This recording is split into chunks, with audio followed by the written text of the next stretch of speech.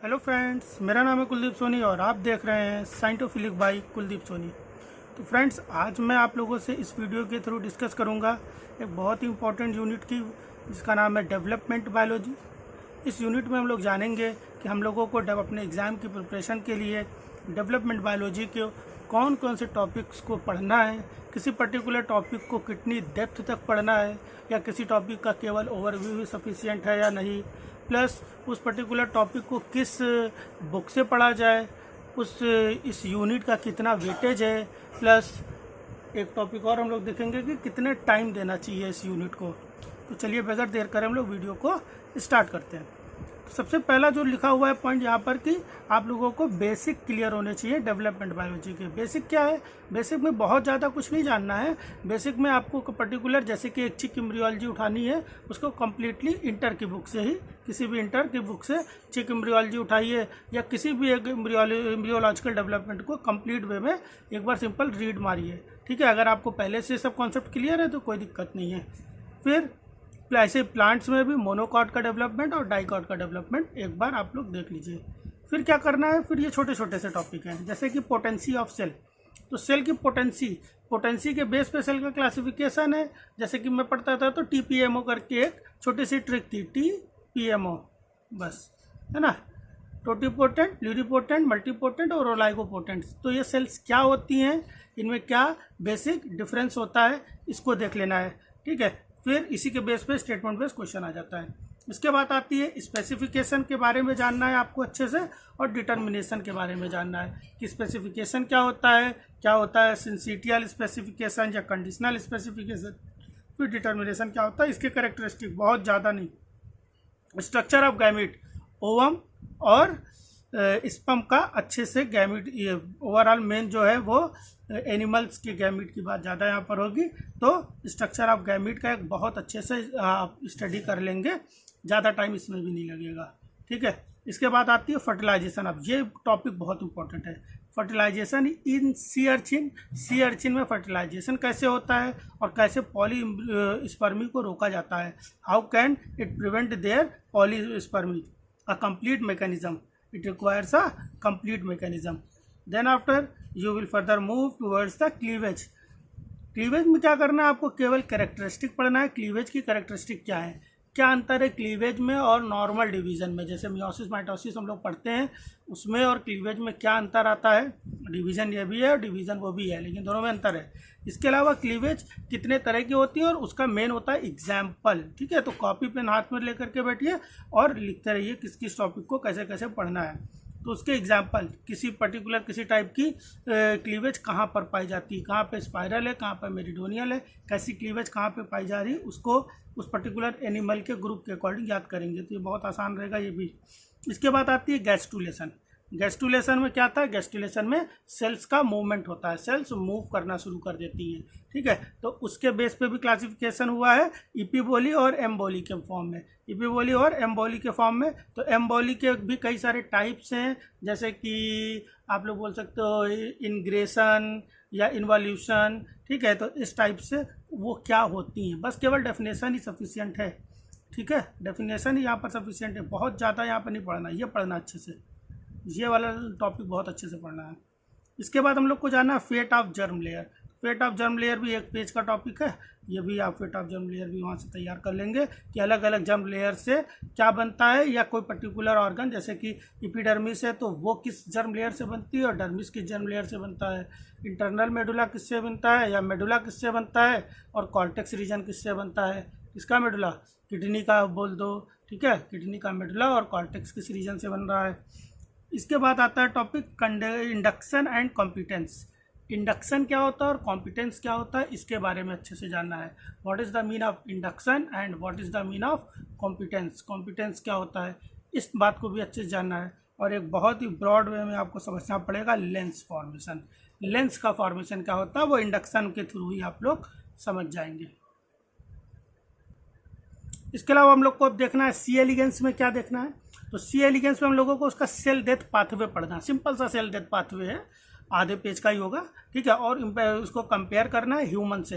Human के cell death pathway में मतलब कौन से एपोप्टोटिक या एपोप्टोटिक या तो बोल सकते हो या नॉन एपोप्टोटिक बोल सकते हो, ठीक है। तो ये कौन से फैक्टर्स हैं जो ह्यूमन में वर्क करते हैं और कौन से फैक्टर्स सी एलिगेंस में वर्क करते हैं, ठीक है। तो उनकी स्टडी करनी है। नॉर्मल ओवरव्यू, जिसको डीप पढ़ना है वो मैं बताते जा रहा हूँ आपको। वल्वा फॉर्मेशन, वल्वा फॉर्मेशन में म्यूटेंट बहुत इंपॉर्टेंट है, ठीक है। वल्वा फॉर्मेशन में कौन कौन से जीन, वल्वा फॉर्मेशन में क्या पढ़ना है आपको, जीन्स कौन कौन से रिस्पॉन्सिबल है, और उसमें भी क्या इंपॉर्टेंट रहता है, म्यूटेंट्स। जहाँ पे म्यूटेंट लिखा हुआ है वो बहुत इंपॉर्टेंट है, ठीक है। तो म्यूटेंट अंडरलाइन भी कर दिया मैंने। इसके बाद आते हैं हम लोग ड्रोसोफिला में क्या पढ़े। तो ड्रोसोफिला में जीन्स के बारे में आपको खूब अच्छे से पढ़ना होगा। क्या होते हैं मैटरनल जीन्स और क्या होते हैं जाइगोटिक जीन्स, जैसे कि gap genes, pair rule genes, segment polarity genes, homeotic selector genes, इन सब के बारे में। प्लस इन जीन्स के म्यूटेंट्स, अगर म्यूटेंट कर देते हैं इन जीन्स को तो कैसा एक्सप्रेशन आता है, कैसा फिनोटिपिक एक्सप्रेशन देखने को मिलता है, उनके बारे में आपको पढ़ना है, ठीक है। एंटीरियर पोस्टीरियर पैटर्निंग कैसे होती है, कैसे या एंटीरियर पोस्टीरियर एक्सिस का फॉर्मेशन कैसे होता है, ऐसे डॉर्सल वेंट्रल एक्सिस कैसे फॉर्म होती है, कैसे पता चलता है कि कौन सी एक्सिस डॉर्सल बनेगी और कौन सी एक्सिस वेंट्रल का फॉर्मेशन करेगी। इसके अलावा एक छोटा सा टॉपिक और आपको अलग से मिल जाएगा जिसमें हम लोग पढ़ेंगे जर्म लाइन काइमीरास के बारे में। तो ड्रोसोफिला में इतना पढ़ लेना आपके लिए सफिशिएंट है। और ये कुछ जीन्स पढ़ने का एक सीक्वेंस है, ऐसे आपको जीन्स पढ़ना है, रैंडम नहीं पढ़ना है, ठीक है। इसके बाद बात आती है रीजनरेशन की। रीजनरेशन में हम लोगों को रीजनरेशन के टाइप्स पढ़ रहे हैं, मॉर्फोलेक्सिस वगैरह, ठीक है। यहीं पर आपको डिफ्रेंसिएशन, डी डिफ्रेंसिएशन का भी कॉन्सेप्ट आपको छोटा मोटा क्लियर हो जाएगा। थोड़ा सा ही देखना है, बहुत डीप नहीं, ये डीप जानना है, ये डीप जानना है आपको, ठीक है। इससे पहले वहाँ पर भी हम लोगों ने फर्टिलाइजेशन इन सी अर्चिन वाला जो बात की थी वो भी डीप जानना है आपको। लिम्ब डेवलपमेंट टेट्रापोड, टेट्रापोड में लिम्ब्स का डेवलपमेंट कैसे होता है, यहाँ पर भी म्यूटेंट है, यहाँ पर भी म्यूटेंट है, सैलिसिलिक एसिड वगैरह का रोल क्या है, वो सब चीज़ें यहाँ पर देखना है, ठीक है।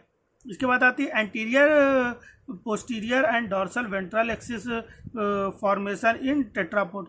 टेट्रापोड में भी यही anterior posterior dorsal ventral axis का फॉर्मेशन देखना। यहाँ पर भी म्यूटेंट्स का बहुत इंपॉर्टेंट रोल है। म्यूटेंट में क्या है कि किसी पर्टिकुलर जीन को म्यूटेट करने पर कैसा फिनोटिपिक एक्सप्रेशन देखने को मिलेगा, ठीक है, ये होता है म्यूटेंट। फिर बात आती है आपकी क्या, ये ABC model of flowering mutant. तो ये फ्रेंड्स बहुत इजी सी यूनिट है, जिन्होंने जिनका बैकग्राउंड जियोलॉजी से रिलेटेड नहीं है उनके लिए भी इजी है, और जो जियोलॉजी से रिलेटेड है वो तो इजी है ही उनका, ठीक है। तो बहुत इजी सी यूनिट है। कहाँ से पढ़ें, गिलबर्ट से पढ़ें। अगर आप लोग फ्रेशर हैं तो आप लोग गिलबर्ट से पढ़िए, ठीक है। MSc के ड्यूरेशन में गिलबर्ट से पढ़िए। अगर आपने वन टाइम रिपीट कर रखा है तो आप नोट्स, जो कोचिंग के नोट्स हैं, मैं किसी कोचिंग का नाम नहीं लेना चाहता हूँ, ठीक है, किसी को जो भी कोचिंग्स के नोट्स आते हैं आप उनके थ्रू भी पढ़ सकते हैं, या आप मेरे टेलीग्राम चैनल को ज्वाइन कर लीजिए। मैंने वहाँ पे सारे नोट्स ऑलरेडी अपलोड कर रखा है, गिलबर्ट भी अपलोड कर रखी है वहाँ पर, ठीक है। टेलीग्राम चैनल का लिंक मैं कमेंट बॉक्स में और डिस्क्रिप्शन बॉक्स में भी दिया होगा। प्लस इस यूनिट की अगर हम लोग बात करते हैं तो इसकी लगभग 35 नंबर है, लगभग लिखा हुआ है, ठीक है। एक्चुअली में एग्ज़ाम में, खासकर CSIR के एग्ज़ाम में कुछ ऐसा सर्टेन नहीं कि इतना ही पूछा जाएगा। तो लगभग कभी 30 पे आता है, कभी 38 पे, कभी 40 पे, ठीक है। तो मैंने एक एवरेज बताया, लगभग 35 नंबर में ये पूछा जाता है। 35 मार्क्स ये कंसिडर करता है, ठीक है। टाइम, कितना टाइम देना है इस यूनिट को, तो इस यूनिट को बहुत ज़्यादा टाइम नहीं देना है। इस यूनिट को आप लोग को 10 दिन देने हैं, ठीक है। फिर आप चाहे तो 3 से 5 दिन, 3 से 5 दिन ये ज़्यादा हो रहे हैं, 3 दिन में ही आप MCQ प्रैक्टिस कर सकते हैं। MCQ की प्रैक्टिस कहाँ से करेंगे, PYQ जो है प्रीवियस ईयर क्वेश्चन है, या एक हार्ड कॉपी आप इसकी मंगा लीजिए, जैसे कि कैटलिस्ट वालों की अच्छी होती है, वो यूनिट वाइज वहाँ पर बतलाते हैं, या पाथफाइंडर की भी रहती है लेकिन वो यूनिट वाइज नहीं रहती है, तो वहाँ से आप सॉल्व करेंगे। 3 डेज इज सफिशिएंट, ठीक है। तो जो 2 दिन बच गए, टोटल 15 दिन आपको देना है, तो 2 दिन जो बच गए वहाँ पर इन थ्योरी का फिर से जम करके रिवीजन करना है। तो 15 दिन में यूनिट जो है आपकी बहुत अच्छे से तैयार हो जाएगी, ठीक है। इसी तरह की हम लोगों ने एक और एनालिसिस कर रखी है बायोकेमिस्ट्री की, जिसकी लिंक भी मैं कमेंट बॉक्स में दे दूंगा। इस तरह से आज की वीडियो का कंटेंट कंप्लीट होता है। अब मुझे आप लोग कमेंट सेक्शन में ज़रूर बताइएगा कि नेक्स्ट किस यूनिट की इम्पोर्टेंट टॉपिक की एनालिसिस मुझे करनी है, प्लस अगर आपको ये कंटेंट समझ में आता है तो आप वीडियो को लाइक कर दीजिए, चैनल को सब्सक्राइब कर लीजिए और अपने अदर जो कलीग्स हैं, जूनियर हैं या सीनियर हैं, उनको इस वीडियो को शेयर कर दीजिए। प्लस मैंने बायोकेमिस्ट्री से रिलेटेड भी खूब सारा कंटेंट इसी चैनल पे अपलोड कर रखा है, तो आप उसको भी कैच कर सकते हैं। तब तक के लिए बाय बाय, थैंक यू।